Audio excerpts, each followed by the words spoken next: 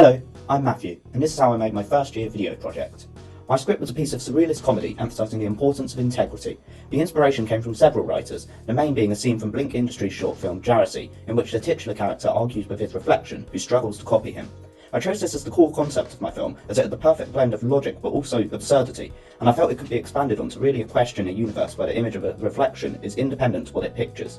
Another inspiration was Samuel Beckett, a mid-1900s playwright with a distinct surreal style. Key points from his work include short, snappy, unpoetic dialogue, characters with no objectives or goals, and extended patterns of circular logic. My characters speak with very short lines to emphasise the confusion, but also the mundane nature of the story's content, while the goal is for the lead to get dressed. Chris Morris is a famous British writer known for his satirical work about the media. His work makes heavy use of false logic, with a very human depiction of irrationality and delusion, where we can not only see the characters' fault in their argument, but also sympathise with how they reach them.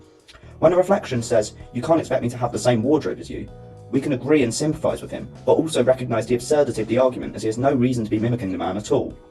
Storyboarding was really important to the project, as although my script only required 3 shots, each contained much action and had to be laid out in a way that the man and his reflection could be balanced on the screen, but not overlapping, so I could do the visual effect. So I storyboarded the script twice, one for the rough layout of the shots, and one for the layout of the shots on location, using reference photos from the friend whose house we would shoot at.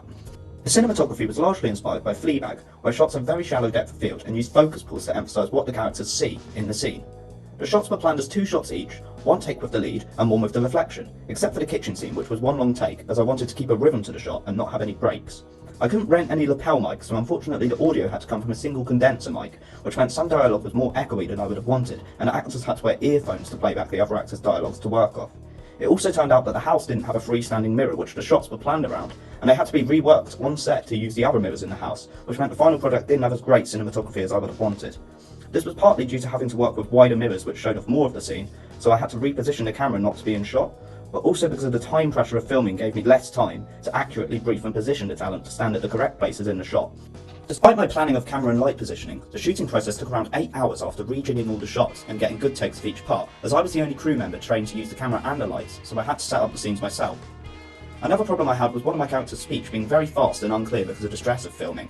and this led to us having to do many takes and also the final product being a little difficult to understand, so I had to add in subtitles in the editing process. Editing the film was trickier than it seemed, as despite only having 3 shots, I wanted the editing to be meaningful as well as functional. The first step was to make a single take of each shot with both characters, which I've made as a separate video as it's not relevant to this report.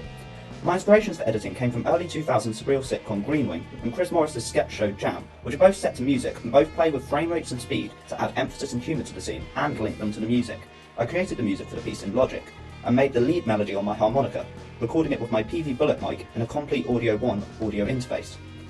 I synchronised the events of the film to the music using speed adjustments, using fast speed to skip through moments of silence where the actors didn't synchronise lines from the 2 takes, and slow speed to emphasise particularly humorous moments of physical action. I used frame blending to achieve the slow speeds, as it gave a smoother result and the blur introduced by the blending increased the dreamlike quality of the film. I added in audio as necessary from the script, such as the door slam and the cereal eating, which were both captured on set. I colour corrected the film to be very bright, and even a little overexposed in blocks of white, which is a technique often used in Jam to give a sense of isolation and a separation of the foreground. I'm happy with the look and the effects of my film, as it has the surreal but still realistic feel I was aiming for, but I feel like the clarity of the film is not as strong as I would have liked. Maybe removing the confusing parts of the script, such as the towel tie, the burglar, and the infinite reflections would help with this, and it is the case that the bizarreness of my script may be a little too ambitious for the 1-minute time frame, and the content would benefit from being more spread out. I think simply reshooting the scenes to have better cinematography originally planned for, and better dialogue using lapel mics would be the main change I would have liked to make though, as this was the main source of the lack of clarity.